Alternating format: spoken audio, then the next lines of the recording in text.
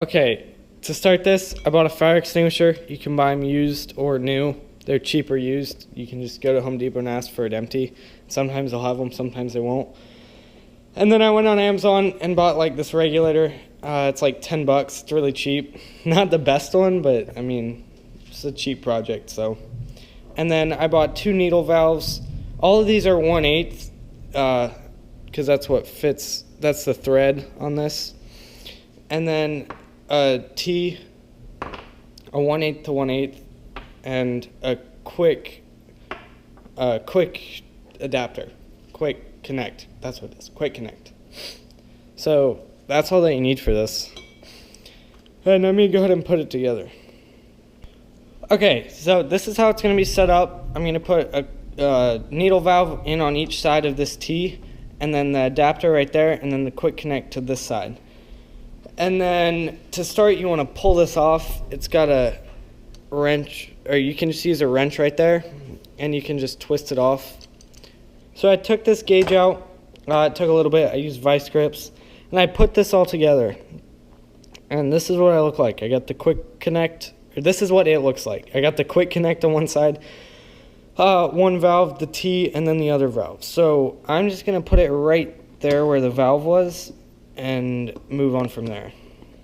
Okay, so I got it all done. It's looking pretty good. So the next thing I'm going to do is put the gauge in. So I'm going to stick the tap in there and twist it a little bit.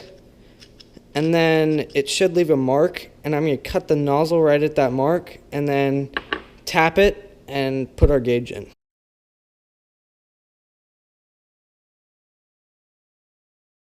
Okay, so I cut it off, clean cut, or clean as I can get. And then I need to tap it out for the gauge. Where's the gauge? Where did it go? Oh, it's right here. So I'm just gonna put it in by hand. Oh, that's a terrible noise. And then I don't have the piece that you use, so I'm just gonna use vice grips. Whoops.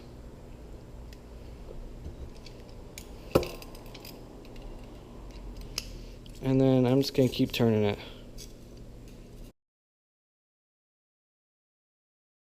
So I've tapped it. I don't know how well you can see that. And so now all I need to do is screw the gauge on. And I'm going to screw it on by hand so I don't mess up the taps. Or the tap. And then once it gets harder, I'm going to screw it on with the vice grips. So I just finished screwing on not the regulator. I finished screwing on the gauge. That's what I was looking for, gauge. And I went ahead and put the regulator on. So to pump it up, you hook up your pump. Do not use an air compressor. Use a hand pump. It's just got a quick connect on the end. And so you hook it up, you loosen this. There's already a little bit of air in it, so I don't want to loosen it right now. And then you pump it to whatever PSI you want, 3,000 PSI, 1,000 PSI.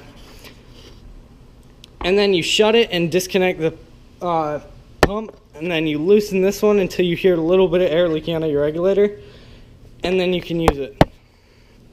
So I'm going to go ahead and get this thing pumped up, and then I can see if it works. Okay, y'all. I got no leaks yet. I pumped it up to about 500 PSI. I'm kind of running low on time today. So I'm going to go test it out and see how long it goes and how well it works.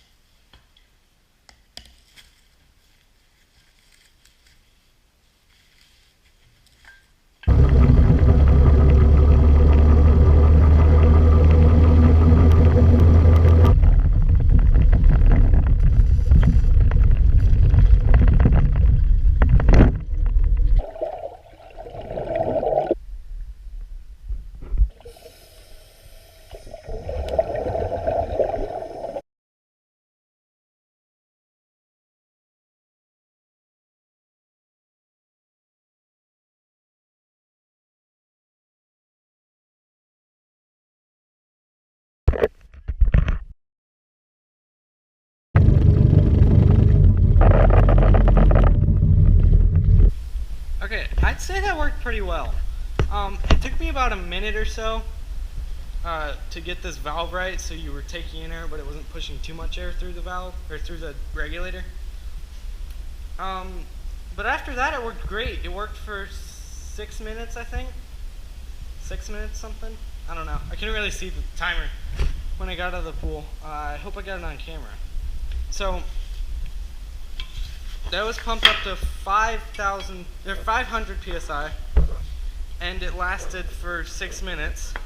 So if you pump it up to 2,000 psi, which is what I'll do in the future at some point. Today I just couldn't get it done. It should give you 22 minutes of air, minus a few minutes, because, I mean, you're going to lose some. The only downside to this thing is you have to pump it up, and you have to wear a bag of rocks on your back. So, okay, that was pretty good. I am happy with how this went.